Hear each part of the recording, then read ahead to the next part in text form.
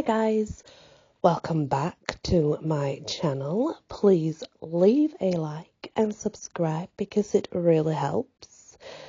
Celts, so we're on like Celtic forts, and I think what's important to understand is the Celtic people, they were very mobile, weren't they?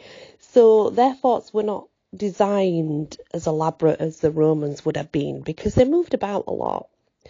In the Allstat age, there were a number of forts found in Germany that followed the typical rectangular Mediterranean method. However, not too many were built. Again, we go back the Tuatha kingdom, the basic principle of the Celts, the Tuatha de Diarmid.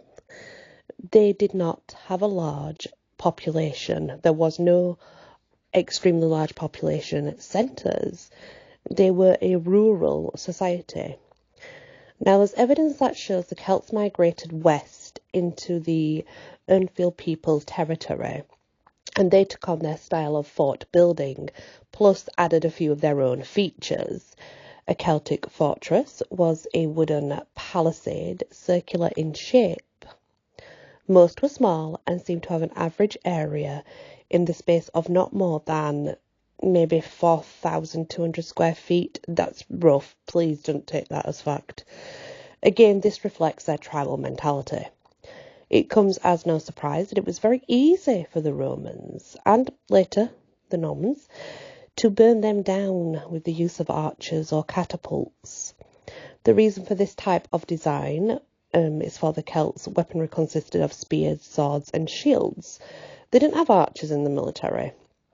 Well-distinguished forts that are said to be clearly Celtic are, and this is Gaul, Jagovia, and also Gaul, Alesia, and Donad, the Dariada, Tara, the Ibernia, and the Cashel. Again, that's the Hibernia. Fort Maiden in Wessex is dated as far back as 2000 BC, so it's likely it was an Umfield fortress that was later occupied from the migration of the Celts to Britain. The larger forts, like Tara and Donad, were the national seats. As such, of course, there were not many of them around. These fortresses, again, were in a manner of speaking pretty small, for archaeological have established that they could not be more than 700 people or so within the actual fortresses themselves. When you consider a single Roman legion comprised of 5,000 men, even the largest of Celtic forts were no match to be held against Roman attacks. The last little feature that needs to be mentioned is in a typical Celt fort is the base. They are recognisable of the spiral effect that rises gently to be ultimately crowned by the fort itself. For the most part, it was simple earth built up, but also was found in the Dundurn fortress of Strathclyde Celtic forts, being made from a pile of rocks, and the rocks would pile upwards.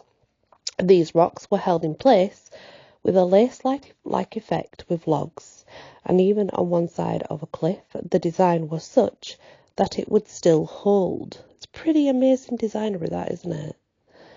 Next, before we go into actual conflicts the Celts had with the Mediterranean neighbours, let's explain the Latine migration through Europe. Like the Hallstatt period, there was a natural migration, another new age, let's say, and we have many new ages that come forth even today, so this is just classed as another new age. As before, the Celts migrated as far as Spain, which at the time was known by the Romans as Iberia. It's believed they pushed out the Hallstatt Celts, who are said to have migrated in a second invasion of Ireland. The Latine Celts migrated as far north as Denmark. In their Nation Museum in Copenhagen, there are some absolutely incredibly amazing examples and influences regarding the New Age that the Celts had presented. And then, of course, the Celts migrating into what's now known as Hungary and Italy's Po Valley. Scholars generally agree the migration period happened between 350 AD to approximately 280 BC. In this time frame, there were numerous examples of violent takeovers. However, by and large, it is recognised that it, for the most part, was actually peaceful. Sorry to disappoint you. This does not seem very strange, when to this point in time the Celts are now more warlike than ever before. Once we get into the actual conflict, you'll understand the differences so much better.